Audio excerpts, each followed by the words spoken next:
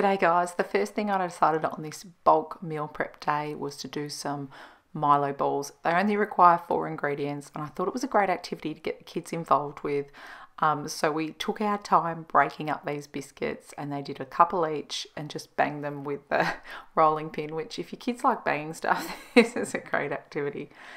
And then we just poured them in and then we kept doing this until we'd got all through the bickies.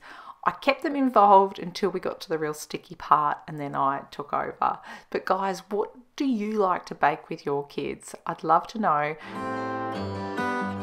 They enjoyed making this one, which we've done before, as well as choc chip bickies is another one of their favourite. So this one, like I said, it's 4 ingredients. So it's some Milo. I've got the recipes linked down below. 1/3 of a cup of Milo and then a cup of desiccated coconut.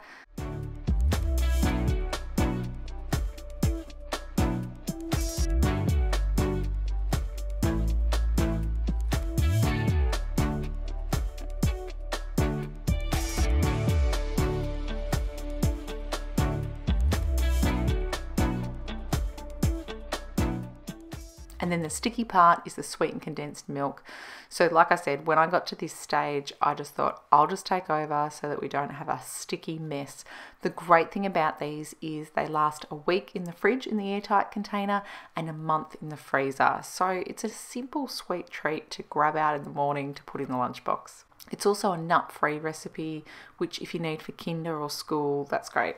Once the condensed milk was open and poured in, then the kids were off and I took over from there. So I finished crushing up the rest of the bickies, mixed it all together with some gloves just because I didn't want sticky hands. And I do really love that you can just slip the gloves off if you've got to go do something and then slip them back on again. So it really works for me when I'm trying to cook around kids.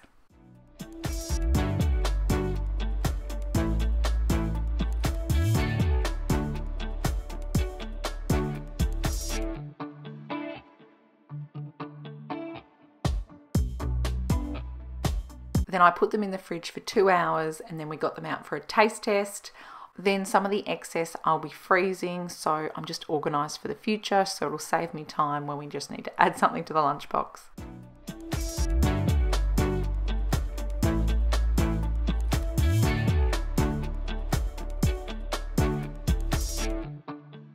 The next recipe I'm going to be doing is these homemade sausage rolls, and they are so popular in our family, and the flavour that stands them out from others is that it uses fennel seeds, this recipe.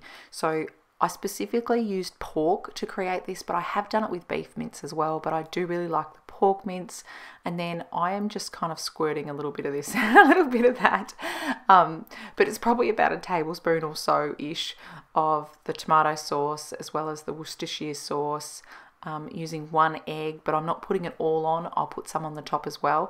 And you probably notice I've got the milk sitting there. And the reason I've got the milk there is I've done this before without the egg. I was making it for a child who can't have eggs, so I used the milk to bind it together and that worked well. So that's just another option if you need it.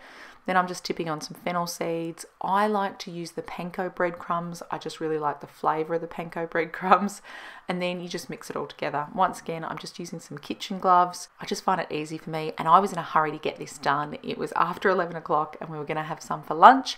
And then I was going to put some away for the lunchbox tomorrow. And then we'll eat some in the next couple of days. I decided we wouldn't freeze this. I think we'll just eat it in the next few days.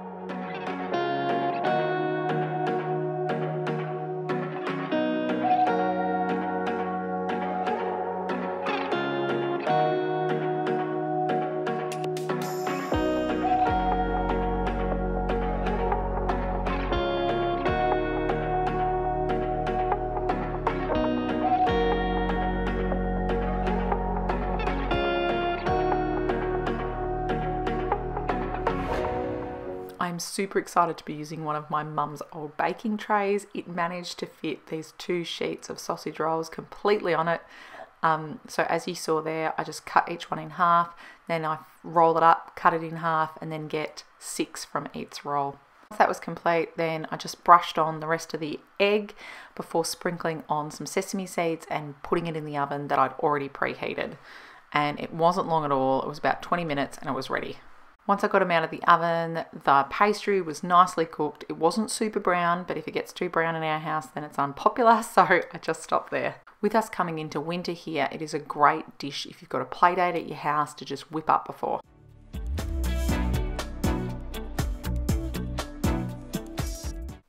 The next one I'm making is crispy chicken taco, and I should get at least 2 meals out of this chicken because I'm using heaps of it and I've got a cameraman helping me there. So I'm just using the julienne peeler for the carrot. I got this from Woolworths. It was about $10. I really like the long, thin little sticks it makes. Saves grating everything. As you can tell, I have a helper who loves grating cheese and she is awesome at it. She's so good at grating the cheese and she gets it done for us for tacos. I think at the moment we're nearly having tacos every week. The kids love it and they just eat it. I put it all out on the table like you'll see, and then they help themselves to it. The chicken I'm using here is chicken thighs. I tend to find it's just juicier. I've done this with chicken fajitas and put it in the oven. This one's going in the oven and it is just absolutely delicious when it comes out. So I'm using chicken thighs. I then put a little bit of oil on the chicken and then emptied the whole seasoning packet all over it. Now the sauce that comes in this kit is sweet chili sauce, so it's not the typical salsa.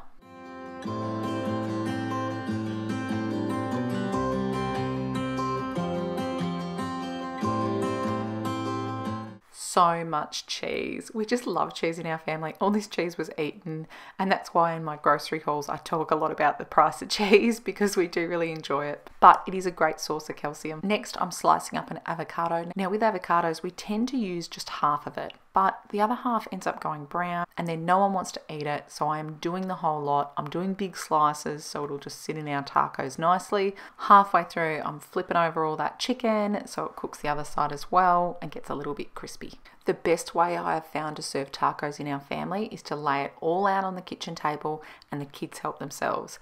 And when they're choosing what they put in their wrap, they'll choose things that they would otherwise refuse. But it's also great if they're not really hungry, then they just get what they want and what they can eat, and that's fantastic.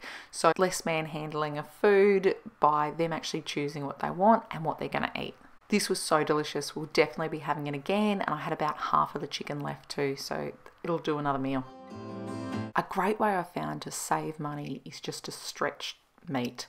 So I've got 2 chicken breasts here, and the dish I'm going to be making is 10-minute creamy pasta. So if I just use the one breast, I thought maybe I could use the other one to make this butter chicken, but it just needed a little bit too much. So what I've done is I have put both chicken breasts in this dish, and so it's just going to make me extra meals. I normally get 2 out of it. I should get at least 3 family meals out of it, and literally it is so quick. It basically takes the time to cook the pasta for this dish and it's done. It is so fast, so it's a great midweek meal if you're looking for something. I really can recommend this one. The pesto I'm using is the home brand one. I also love the Jamie Oliver one, which I grab when it's on special. That's what I had in the cupboard, so that's what I used. Just say that butter chicken satchel I haven't actually tried before. It's meant to have no additives and preservatives. A friend's got one and she said, this is great, try this. So I bought it when it was on special and we'll just see what it tastes like. Whenever I make this dish, I just load it up with veggies. So I'm using 500 grams of broccoli. Broccoli is a real popular vegetable in our house, as well as corn on the cob. So I'm just using the whole 500 grams and then I'm just tipping in some frozen peas as well. Using 500 grams of pasta, cup of cream, and then just mixing that all together, and then I just chuck the lid on for a couple of minutes and make sure the broccoli's not hard. And then as you can see, wow, it made 3 dishes. I'm just going to put it in the fridge tonight. We'll have some for dinner tomorrow and then I'll freeze the rest. I hope you're going well. I've found out that I've got gestational diabetes, so it'll be a bit of a change coming, just modifying a bit. Next week's grocery haul is going to be more of a focus on low GI, gestational diabetes kind of diet. And so you can't balance everything. So I've already looked at a few and put a few in the trolley. So it will go away a little bit from no additives and preservatives. Sometimes you just need the low GI. Alrighty guys, thanks heaps for watching. Bye.